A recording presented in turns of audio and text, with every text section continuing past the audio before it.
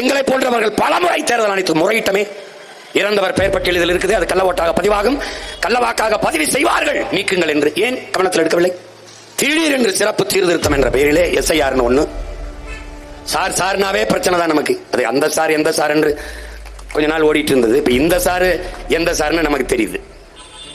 ஜனநாயக நாட்டில் வாக்கு என்பது ஒவ்வொரு குடிமகனின் அடிப்படை உரிமை, மதிப்புமிக்க உரிமை, ஒரு வலிமை மிக்க ஆயுதம் ஜனநாயகத்தில் குடிகளின் கையிலே ஒப்படைக்கப்பட்டிருக்கிறது.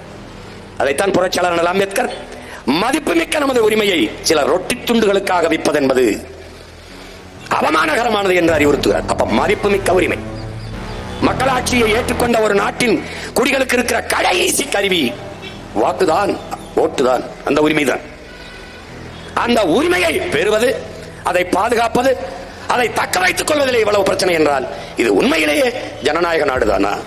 உடலில் இருந்து, இந்த உடல் கூட்டில் இருந்து என்னுடைய உயிரை பிரிப்பதும், இந்த நாட்டில் இருந்து என் ஓட்டுரிமையை வாக்குரிமையை பறிப்பதும் ரெண்டும் ஒண்ணுதான். ஓட்டுரிமை இல்லை, வாக்குரிமை இல்லை என்றால் உனக்கு இங்க ஒண்ணுமே இல்லை. இந்த மரம் பூக்காது, காய்க்காது, பலன் தராது என்றால் எவனும் தண்ணி ஊத்த மாட்டான், உர வைக்க மாட்டான், பராமரிக்க மாட்டான், கண்டுக்க மாட்டான். உனக்கு ஓட்டு இல்லை என்றால் ஒரு பயம் மதிக்க மாட்டான். நம்பி கலைஞன் பேசும்போது, போன தடவை நான் போட்டேன், அதுக்கு முன்னாடி போட்டேன் ஓட்டு, அதுக்கு முன்னாடி போட்டேன் ஓட்டு. ஆமா போட்டேன். எனக்கு போட்டியா? அதான் சார் கேட்கிற கேள்வி. எனக்கு போட்டா போடாத ஓட்டு உனக்கு இருந்தான்னா இல்லைன்னா தூக்குடா. அதான் இப்ப நாம என்ன செய்யணும்? இவனை மொத்தமா தூக்குடா, அவங்கள தூக்குடா. அதான் நம்ம செய்யணும். இந்த உனக்கு தான் தேர்தலில் நிக்கணும், வெள்ளணும், இந்த வேலையில எனக்கு வேற மயிரே கிடையாது. போட்டா போட்டு போயிட்டு இருப்பேன். எனக்கு என் நாடு மக்கள் தான் முக்கியம். சும்மா தேவையில்லாம இவங்க மாதிரி நாடகம் போட்டுக்கிட்டு இருக்க கம்பெனி கிடையாது நான். புரியுதா? என்ன வேலை பாருங்க, என்ன வேலை இது?